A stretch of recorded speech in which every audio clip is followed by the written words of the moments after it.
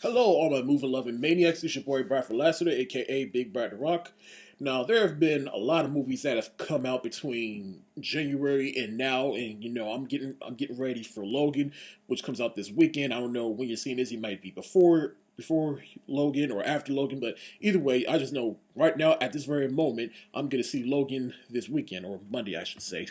But before I even get to Logan, or at least after Logan, I thought I'd tell you about the movies I saw between January and now. So, because there were like six movies that I saw. I'm not going to spend too much time on them. I'm just going to I'm just pretty much going to run down every movie that I saw and just give you some quick thoughts on them. Because I really wanted to do a review of these movies, but I just didn't get the chance to. So, but pretty much the summer season, it's pretty much starting with March. Because if you know, March is stacked between Logan, Kong Skull Island, Beauty and the Beast, Power Rangers, Ghost in the Shell, just March alone, that is a good lineup right there. And then so on, it just goes from there. Like the summer movie season, it starts in May, but let's be real, it's starting to start in March. So, but I just really wanted to get some quick thoughts on some movies I saw. So let's get into it.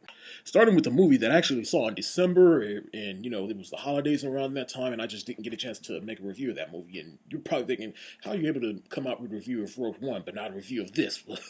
Hey, that's just how it is. Sometimes some things just gotta give. So, but let's talk about the movie Fences real quick. I love this movie. It was my number one favorite movie of 2016 is Captain America: Civil War. My number two is Fences.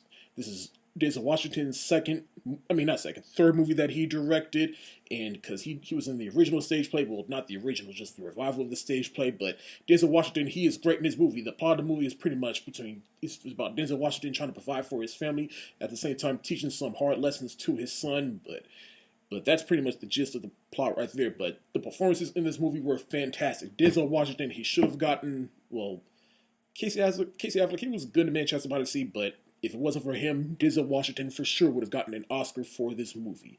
Just him alone in this movie, his characters, I resonated with that because he just reminded me of my father, or any pretty much black kid who's had a black father will understand this movie, is what I'm saying. But Viola Davis, she deserved her Oscar for this movie. She is fantastic in this movie, and the boy that plays the son, he was great in the movie. But what I love about this movie is it's pretty much Denzel Washington directed it like it is a stage play because it's very stagey. It was really just only 2 seconds, just a truck and the house, and that's just it alone.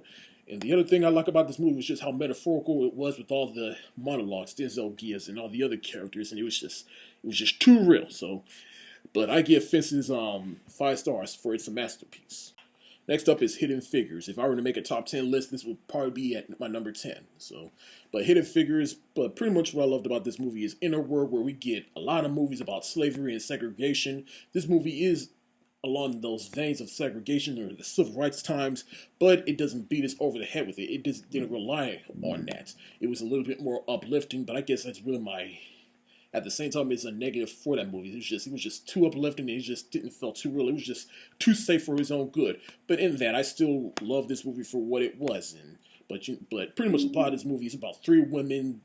They work at NASA, and they're pretty much hidden behind everything, and they're just helping. They're trying to help everyone in the space race. And little did we all know, these three black women, they were the backbone of this. We didn't even know about it. But the performances in the movie, Taraji Henson, she should have gotten an Oscar nomination for this movie. I don't know why, but this is probably the best performance I've ever seen her in. Octavia Spencer, she was good in it, of course. Janelle Monáe, probably my favorite performance of hers. She's starting to act now because she was in Moonlight. Let's see. What else? Oh yeah. Oh, Kevin Costner. He was great in the movie as well. Like he was probably my second or third favorite character in the movie because he's helping Taraji Henson and he's just oblivious to everything that's going on. He doesn't see black or white, but once it's probably put upon him, he finally realizes. So, but another one of my favorite things about this movie is just a particular scene between Octavia Spencer and Kirsten Dunst, and she just pulls out a line that I just laughed and the whole audience laughed because it was relevant then, it was relevant now. I'm not going to spoil it, but once you see the movie, you know what I'm talking about. It's just between Octavia Spencer and Kirsten Dunst. I'm going to give Hidden Figures 4 stars for worth money. Next up, Split. Yes, M. Night Shyamalan Ding Dong, or Shyamalan, I will say, is back. This is his best movie. I did see The Visit. I did like the movie. I wasn't thrilled about it, but this movie right here, this definitely signifies that he is back. I love this movie. It was a big surprise. You know, it's about James McAvoy. He has split personalities, and it kidnaps these three girls. And of course, one of them, she realizes what's going on. And the girl that plays the main female lead in the movie, she was great in the film. But James McAvoy, oh my gosh, his best performance. Yeah, you also got to think he had to play like 20 different personalities in this movie. So that was a big shoes to fill. So he was great in this movie. He was just creepy. I think my only negative about this movie is like it just kind of slows down in the middle a little bit. Like it goes from this to this. Like like we go from seeing James McAvoy in his personalities, and then it gives us some backstory, and that kind of slows the movie down a little bit. Like it just goes back and forth, and it just uneven. But nonetheless, I still enjoyed the movie all the way through. And once it gets to the third act, it definitely culminates. And the plot twist of the movie, I'm not going to spoil it, but once you see it, it'll blow your mind. And I know the movie's been out for at this point 2 months now, but I'm still not going to spoil it. So yeah, um, I'm going to give Split 4 stars for worth money. Next up is a very overhyped movie that my girlfriend took me to see on Valentine's Day, and I really appreciated her for that, and that is La La Land. Yes, this movie is getting very overhyped, and after seeing the movie, I was like, that was a really enjoyable film. I don't see what all the hate is, but then once I finally see what everyone's talking about, like I can kind of see it, but at the same time, that still doesn't detract from the overall movie. I see what it's going like. It's pretty much an ode to old Hollywood and those old musicals, in which you got the two lead characters. Ryan Gosling's character and Emma Stone's character. The two of them, they're trying to make it in Hollywood. Ryan Gosling, he's trying to have a career in jazz and trying to open a jazz club, and then Emma Stone, she's trying to be an actress. And pretty much those two passions drive them two together. Now, I'm not going to spoil the ending, but I just love the ending. The ending pretty much what brought the movie home for me, and I enjoyed the movie all the way through. And the music in this movie was fantastic. Even John Legend, who's in this movie as well, he was great in the movie for what he was given. But honestly, don't give into the overhype of the movie. If you really like this movie, that is fine. All movies should be fun, and all film is subjective. If you really love this movie, that's fine. But if you really did not like this movie and just don't understand the overhype for I can kind of understand. I'm not going to tell you you're wrong. But me personally, I enjoyed this film and I have fun with it and can't wait to watch it again. So I'm going to give La La Land 4 stars for worth money. Next up is the Lego Batman movie. I loved the Lego movie. It was one of my favorite films of 2014, let alone one of my favorite animated movies of 2014. What I love about the Lego Batman is it pretty much continued what was in the Lego movie and what it started. Pretty much it was kind of like a shameless product placement, but it had fun with it. And in this case, it was Batman. And it was pretty much a satire on Batman and his history. Like, there's a whole bunch of references to Batman's movies, his shows, and anything. Even the villains. Like, there's a segment where he's saying, like, you know about all these villains, but you don't know about all these villains, like Eraser Man or whatever. And then at the end, he's like, oh yeah, they're real. Google it. And sure enough, we Googled it, and it was real.